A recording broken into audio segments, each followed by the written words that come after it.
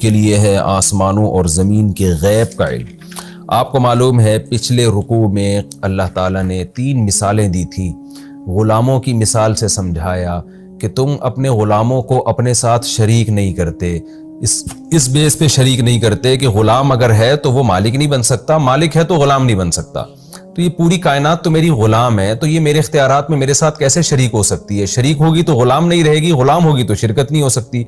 تو جب دنیا میں ایسا ممکن نہیں ہے، انسان اور غلام میں ایسا ممکن نہیں ہے، تو خالق اور مخلوق میں ایسا کہاں سے ممکن ہے؟ تو اب اللہ تعالیٰ اپنی حمد و ثنا کرتے ہیں، کیونکہ جو بھی معبود ہوتا ہے اس میں بار بار عرض کر چکا ہوں 2 صفات کا ہونا ضروری ہے، تبھی وہ عبادت کے لائق ہوگا، تبھی وہ اس لائق ہوگا کہ آپ صرف اس کی غلامی کریں۔ ایک اس کا علم کامل ہونا چاہیے، ایک اس کی طاقت اور قدرت کامل ہونی چاہیے۔ تو اللہ نے اپنے علم کے کمال کو بیان کیا اور آگے اپنی قدرت کے کمال کو بیان کیا۔ علم ایسا کامل ہے، غیب السماوات والارض، آسمانوں اور زمین کی تمام پوشیدہ چیزیں اللہ کے لیے ہیں، یعنی اللہ کے علم میں ہے، اللہ کے اختیار میں ہے، کوئی چیز اللہ سے مخفی نہیں ہے، علم یہ ہے۔ اور قدرت ایسی ہے،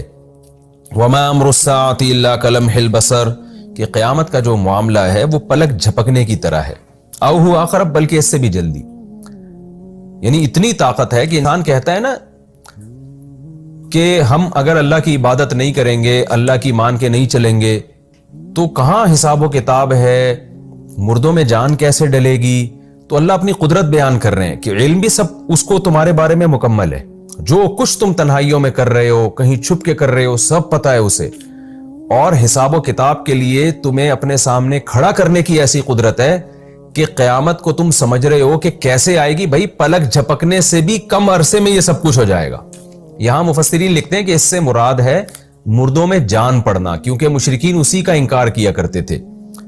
ورنہ جو قیامت کا زلزلہ ہوگا نا وہ تو پلک جھپکنے میں نہیں ہوگا، وہ تو ایک پروسیس ہوگا، زمین تباہ ہوگی، پہاڑ روئی کے گالوں کی طرح اڑیں گے، حدیث میں آتا ہے سور پھونکا جائے گا، اور اس کی تو پوری ڈیٹیل ہے، پھر یہ ہوگا پھر یہ ہوگا۔ امر الساعہ کا معنی قیامت کا جو اہم معاملہ ہے، اہم معاملہ کیا ہے؟ جو انسان قبروں میں دفن ہے ان میں حیات کا پیدا ہو جانا، زندگی کا پیدا ہو جانا، تاکہ وہ حساب و کتاب دیں۔